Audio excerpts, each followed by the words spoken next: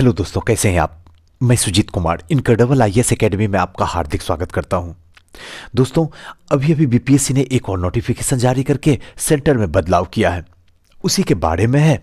और दोस्तों, एक बात और मैं बता दूं कि इस वीडियो को ना तो स्किप कीजिएगा, ना ही आगे बढ़ाने की कोशिश कीजिएगा, क्योंकि इस वीडियो में जितनी भी बातें बोली जाएगी आपके दर्द की बात बोली जाएगी, आपकी दर्द की दास्तां बोली जाएगी। जिस तरीके से सर बढ़ता जा रहा है और आयोग का अकर भी उसी तरीके से बढ़ता जा रहा है। बात से ही समझ में आ गया होगा कि आज सुजीत सर क्या बोलने वाले हैं। आज आयोग की अकर बोलने वाला हूं। किस तरीके से आयोग में भ्रष्टाचार दिन प्रतिदिन हर दिन, यानी कि फॉर्म भराने से लेकर इंटरव्यू तक फैला हुआ है। इस सारी जाल को अगर आप एक एक करके देखने की कोशिश कीजिएगा तो आपको समझ में आ जाएगा इसके पीछे खेल क्या खेला जा रहा है।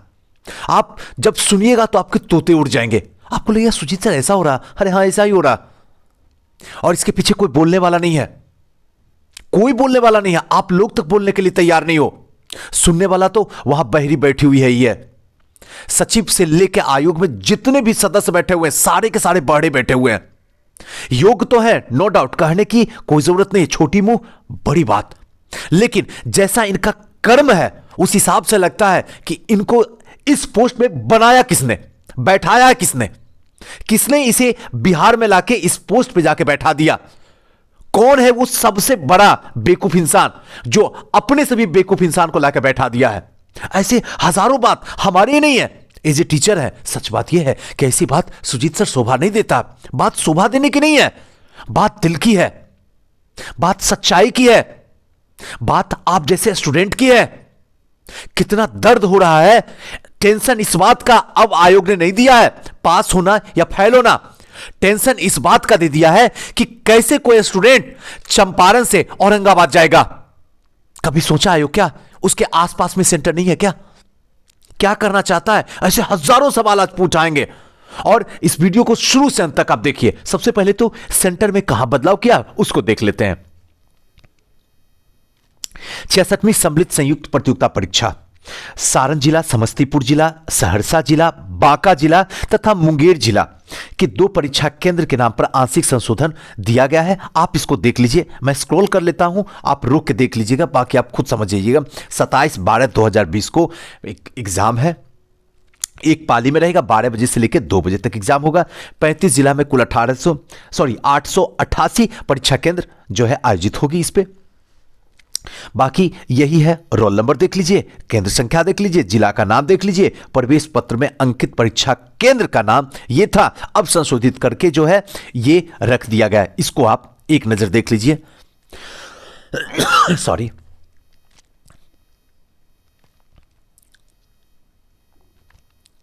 शायद आप अब देख लिए होंगे।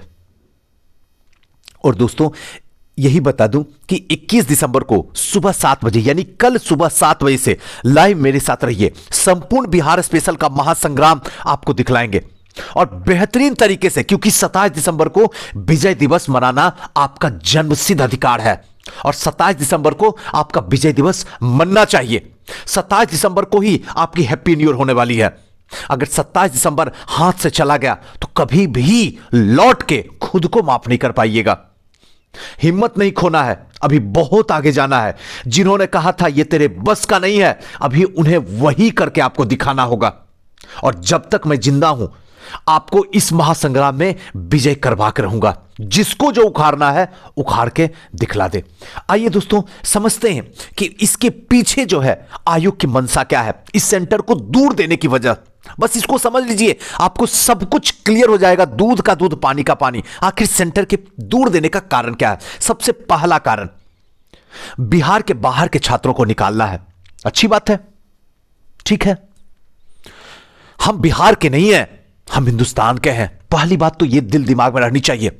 अगर किसी स्टेट में सरकार ने यह कह दिया कि यहां पीसीएस के एग्जाम वही स्टूडेंट देंगे जो एमपी के होंगे, एमपी के बाहर के नहीं होंगे, तो यह उनकी अपनी राजनीति है, अपनी कुर्सी को बचाने का खेल खेला जा रहा है। इसमें हम जैसे शिक्षक, आप जैसे टीचर क्या कर सकते हैं? हमें कौन सी नफरत फैलानी है? हम हिंदुस्तानी हैं।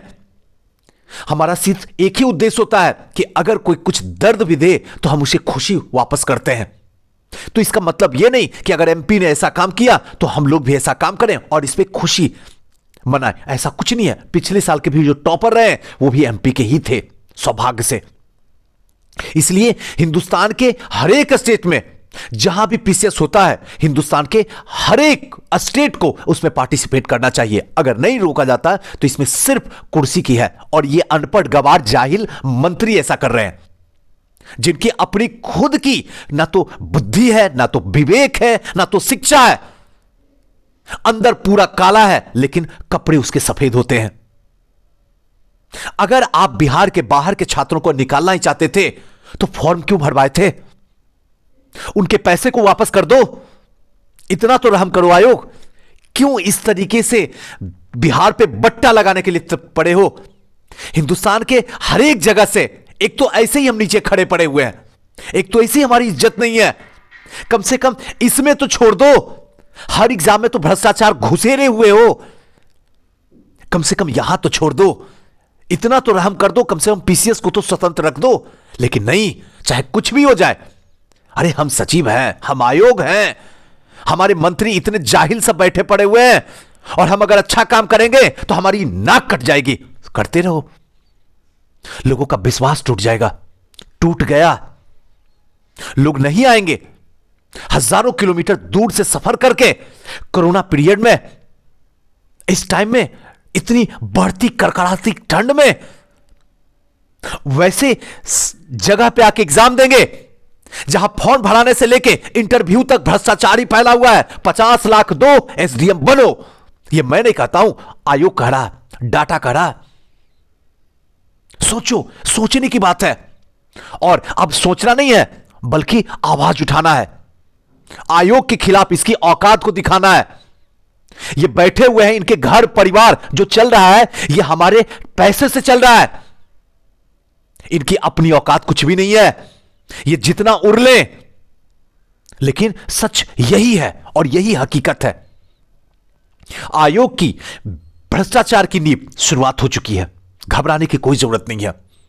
अगर आयोग को कॉन्फ्रेंस करके सामने आके बोलने की जरूरत पड़े कि आखिर सेंटर आपने इतना दूर क्यों दिया, उसकी औकात हाथ में आ जाएगी। औकात क्या वजह था गोपालगंज के बच्चे का सेंटर आपने उठा के डाल दिया गया? क्यों ऐसा क्यों किया? है जवाब आपके पास में? क्या सेंटर की कमी थी? क्या बिहार छोटा था? क्या आपको स्कूल नहीं मिली थी? जब पूरा कोरोना काल में पूरा बंद है तो बैठ के अंदर कर क्या रहे थे? ऐसा किए क्यों? जवाब दो आके सामने। ऐसे हजारों सवाल होंगे।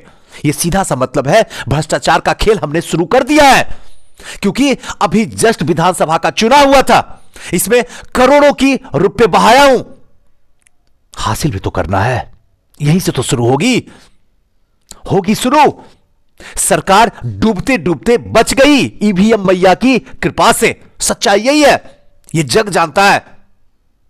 इनकी काम ऐसी नहीं थी जिनसे इनको जीत हासिल होती। एक भी काम ऐसा नहीं है जिसमें ये पूर्ण रूप से बिना भ्रष्टाचार के सही किए हैं। अब कहिएगा सुजीत सर आप राजनीति कर, मैं राजनीति क्यों करूंगा? राजनीति नहीं करूंगा, और जब राजनीति करूंगा तो दिल से करूंगा कि सामने वाले की औकात हाथ में लाकर रख दूंगा। वक्त आने के बाद राजनीति भी कर लूंगा, क्योंकि एक पढ़ा लिखा इंसान इस दुनिया में कुछ भी कर सकता है। जब एक गवार, जाहिल, अनपढ़, रेपिस्ट, बलात्कारी, क्रिमिनल बन सकता है तो हम और आप जैसे शिक्षित इंसान क्यों नहीं बन सकते भाई? बोलो। ऐसे बहुत सारे सवाल हैं।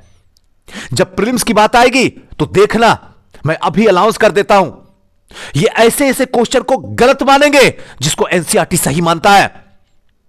ये कभी नहीं बोलेंगे कि कुंवर सिंह आरा के थे, ये कभी नहीं बोलेंगे गांधी जी इंडिया के थे, और इनका हमेशा कंफ्यूजन अंदर रहेगा। क्यों? क्योंकि जिसका पैसा लिया उसको भी तो पास कराना है। सीधा सा बात यही है। मेंस में वैसे छात्र को पास करवा देना है जो छात्र जब पास करेगा तो उसे खुद ही लगेगा अबे मैं पास कर गया हूं, ओह माय गॉड, भगवान की लाख लाख शुक्र है हमें तू पास नहीं किया, तुझे इंटरव्यू से बाहर निकाल देगा ये, क्योंकि इंटरव्यू में 50 लाख देने के लिए लाइन में खड़ा है। ये सच है। हो सकता है आप कड़वी लगे, हो सकता है आप मुझे उल्टी सीधी बातें बोल दो, कोई फर्क नहीं पड़ता, लेकिन यही सच है। इस सच को कोई झूठ नहीं बना सकता है। सर आप बिहार के हैं, हां मुझे गर्व है कि मैं गौतम बुद्ध की उस भूमि से हूं जहां बुद्ध को ज्ञान मिला है। मैं उस भूमि पे हूं जहां अशोक महान ने जन्म लिया है। लेकिन आज शर्म की बात है कि हम वैसे भूमि पे हैं जहां इन जैसे गवार, जाहिल, अनपढ़ सचिव से लेके मंत्री तक में जितने भी लोग जुड़े हुए हैं सबके सब जाहिल पड़े हुए हैं। शर्म की बात है। और इससे बड़ा शर्म क्या हो सकता है। एक बार फिर से आयोग की अकड़ ने बिहार के माथे पे ठप्पा लगा के रख दिया और मंत्री दांत निकाल के आराम से मुस्कुरा रहे हैं। हमारे सुशासन बाबू मुस्कुराहट देखो तो लगता है इनको नोबेल प्राइज दे दिया जाए, एक अलग से शुरुआत करके कि इतनी अच्छी मुस्कुराहट कौन मुस्कुराता है। अरे कम से कम अंतिम बार आपकी सरकार है, कुछ तो अच्छा कर दो, इतना तो रहम करो बच्चों के लिए। शिक्षा को तो डुबा दिए हो, कम से कम जाते जाते कुछ तो सर अच्छा कर दो, कुछ तो करो अच्छा। देखो शिक्षा में कहां दिक्कत हो रही है, कुछ तो करो रहम। बस नाम के हो इंजीनियर, आप पढ़े लिखे होके ऐसा जाहिल जैसा काम हो रहा बिहार में और आप आंख बंद करके देख रहे हो। और कहीं पढ़ा लिखा मंत्री नहीं है फिर भी इससे अच्छा काम हो रहा, बिहार सबसे नीचे चला गया। शर्म की बात है, हम सब के लिए शर्म की बात है, इसमें कोई शक की बात नहीं है। आयोग किसी की दर्द को सुनता नहीं है, सचिव किसी के दर्द को सुनता नहीं है, क्योंकि सबसे बड़ी बात है इनकी अपनी ही औलाद इनकी बात नहीं सुनते। यही सच है, मानो या ना मानो यही दिल की बात है। अगर इनकी अपनी औलाद का इस तरीके से सेंटर होता तो कैसा होता सोचो। इनको भी जनरल डब्बा में बैठ के गोपालगंज से शुरू करके औरंगाबाद आना पड़ता तो कैसा होता सोचो। कोरोना पीरियड में जब डर रहता कि अगर थोड़ी सी कोरोना हो जाती तो दुनिया से जा सकते, तो सोचो इनको क्या होता। सोचो कहीं इनको रूम नहीं दिया जाता तो क्या होता, कैसे एग्जाम देते, कौन से स्टेशन पे समय गुजरेगी। कभी सोचिए आयोग इतनी ठंड में। शर्म करो, थोड़ी तो कर लो सर। क्या जवाब दोगे ऊपर जाने के बाद, कितनी दिन की जिंदगी है। सोचो आयोग, एक मिनट तो बैठ के सोच लो, अब भी वक्त है। क्यों इस तरीके से जग हंसाई करवा रहे हो बिहार का, क्यों करवा रहे हो। जवाब तो दो, आके कॉन्फ्रेंस करके तो बोलो क्या सच है। और सेंटर जो दिया है औरंगाबाद में वो तो छोड़ दो, या चंपारण में, या मुजफ्फरपुर में, पूर्णिया में। अरे ऐसी स्थिति है ना कि इन लोग ऐसे जगह सेंटर देते हैं कि गूगल भी त्राहिमाम करने लग जाता है कि कैसे बताओ कहां स्कूल है, कौन सी जगह दिया सेंटर। क्या मजाक करके रखे हो, एक हेल्पलाइन तो बैठा दो, कम से कम दूसरे स्टेट से तो सीख लो। अबे बेवकूफों सब बैठे हुए हो, कुछ तो सीखो। एक नंबर दो जिसे पता चले कि कहां पे ये सेंटर है, इतनी तो अकल लगा लो। लेकिन खैर कोई बात नहीं है, ये तो बड़ी अच्छी बात है। सेंटर में गवारों की सरकार है जिससे किसान बेहाल है, और बिहार में शिक्षा को चौपट करने वाली सरकार है जिसको सुशासन बाबू कह के दांत निकाल रहे हैं। शर्म की बात है, हम सब के लिए शर्म की बात है। और आज उन सारे लोगों को अफसोस लग रहा होगा, सारे बच्चे को, जिसने वोट किसको दिया है, कैसी सरकार बना गए। वो अपने परिवार पे शर्म फील कर रहे होंगे, क्या सोच के दिए थे। जिसको कीचड़ में रहना था हमने उसको कुर्सी पे लाके बैठा दिया। सर राजनीति कर, अरे नहीं राजनीति नहीं कर रहा हूं। अगर फिर से कोई दूसरी सरकार आएगी और फिर ऐसी गलती करेगी तो हम उस पर भी वार करेंगे, हम सब मिलकर वार करेंगे। क्योंकि अब यह गांधी युग नहीं रहा, अब गांधीवादी बातों से ये लोग नहीं सुनने वाले हैं। अब आपको गरम दल बनना पड़ेगा, लाल बाल पाल बनना पड़ेगा। अगर आजादी चाहिए तो, अगर हक की बात चाहिए तो ऐसे ये नहीं सुनेंगे। अंग्रेजों की दूसरी औलाद ही लोग बैठे हुए हैं। ये मंत्री जितने के जितने हैं, जो भी है सचिव के अंदर बैठे हुए, सब के सब अंग्रेजों की दूसरी औलाद है। कड़वी है, दिल की बात है। क्या भला कोई ऐसा करता क्या? क्या आपके घर में, आयोग के घर में बाल बच्चे नहीं है क्या, बेटे बेटियां नहीं है क्या? क्या उनकी दर्द को समझ के किसी दूसरे के बच्चे के दर्द को नहीं समझती है क्या? अगर नहीं समझती है ना तो बंद करो तमाशा, सन्यास ले लो, जाओ अब भी राधे राधे कर लो। बची हुई जिंदगी शायद कुछ सार्थक हो जाए। जिंदगी भर तो भ्रष्टाचार किए हो, कम से कम अंतिम टाइम तो कुछ अच्छा कर दो, कुछ तो अच्छा कर दो। सुशासन बाबू अंतिम है, सन्यास के लिए पूरी तरीके से तैयार हो। कम से कम शिक्षा को जो बदहाल कर दिए हो बिहार में आप पूरे 15 साल में, कम से कम उसको तो सुधार के चले जाओ। बाकी का तो आपसे सुधरेगा नहीं, ये तो कन्फर्म है। शिक्षा सुधार दो, इतना जरूर रहम करो। हम सब बिहारवासी, जो भी शिक्षक है, जो भी छात्र है, आपसे इतना ही दुआ करते हैं कि कम से कम समय पे, कम से कम समय पे हर एग्जाम को ले लो, कैलेंडर निकाल दो, सही तरीके से ले लो। और उन सारे लोग जो 56वीं से 59वीं तक में बैठे थे या फिर 62वीं से 64वीं तक बैठे थे, इन सब के बीच में जिन लोग का गैप हो गया है, प्लीज इन सब को भी एक मौका दे दो, एक मौका दो इन लोग को। सब लोग बाहर हो गए हैं, सबके सपने मर चुके हैं, एक बार जिंदा कर दो, एक मौका दे दो, ये लोग उखाड़ देंगे। सच बता रहा हूं, इन लोग के अंदर इतनी सुनामी मैंने भर दिया हूं, एक मौका दे के दिखा दो। जब ये बैठेंगे तो फुल एंड फाइनल सिलेक्शन करके निकलेंगे बाहर। एक बार मौका इन्हें भी दे दो। 10 साल में सिर्फ 3 एग्जाम करवाए हैं, बाकी साल का एग्जाम कहां गया?